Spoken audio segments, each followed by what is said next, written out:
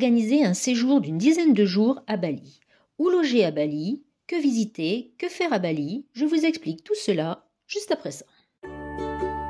Bonjour, c'est Christine de À nous le monde, la chaîne qui vous propose chaque semaine des programmes de voyage présentés jour par jour. Aujourd'hui, nous partons à Bali. La journée sera consacrée à la visite de Ubud.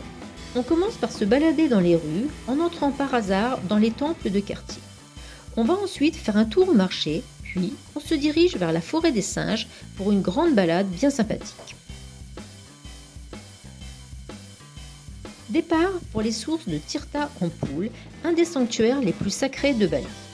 À côté, on visite les tombes creusées dans la roche de Pura Gunung Kawi.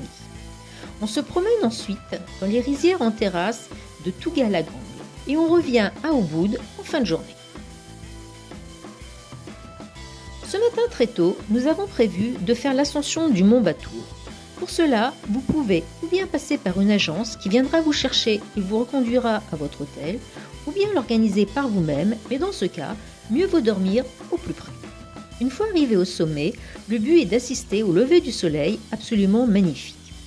Le reste de la journée sera consacré à la détente et au repos. Aujourd'hui, on part à l'est. Premier arrêt à Semarapura, l'ancienne capitale royale de Bali. Ensuite, allez assister à un spectacle de danse de Barong. La visite des temples de Besakih constitue le point fort de la journée. C'est coloré et constitue un incontournable à Bali. Avant de rentrer, rendez-vous au palais aquatique de Tirtha Ganga. Retour en soirée à Ubud. Aujourd'hui, on part pour un grand tour. On commence par se rendre au temple Ulun Danu Bratan, très photogénique. On enchaîne avec les rizières de Jatiluwi, puis on se dirige vers le temple Lour Batukaru avant de rentrer à Ubud. Ce matin, on prend la route pour aller voir Tanalot, puis nous rentrons nous reposer et profiter de notre dernière journée à Ubud. Ce matin, on quitte Ubud et on se rend au nord de l'île, du côté de Lovina Beach. Les journées suivantes seront consacrées à la détente, à la baignade, à des sorties en mer pour observer des dauphins ou encore à des sorties snorkeling. Voilà, c'est ici que se termine votre séjour à Bali. Place maintenant au carnet pratique. Pour votre séjour, vous aurez besoin d'un guide généraliste comme le Routard ou le Lonely Planet.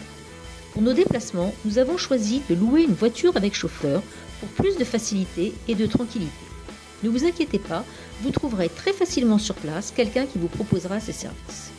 Pour le logement, nous avons volontairement zappé le sud et la région autour de Kuta, beaucoup trop fréquentée à notre goût. Pour la première partie du séjour, nous avons sillonné l'île en étoiles depuis Langsola Bungalow à Ubud.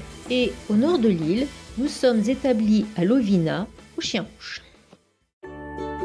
Voilà, cette vidéo est terminée. Merci de m'avoir suivi. N'hésitez pas à poser vos questions en commentaire, j'y répondrai avec plaisir. Pensez à vous abonner et à mettre un pouce bleu. Et à bientôt sur À nous le monde.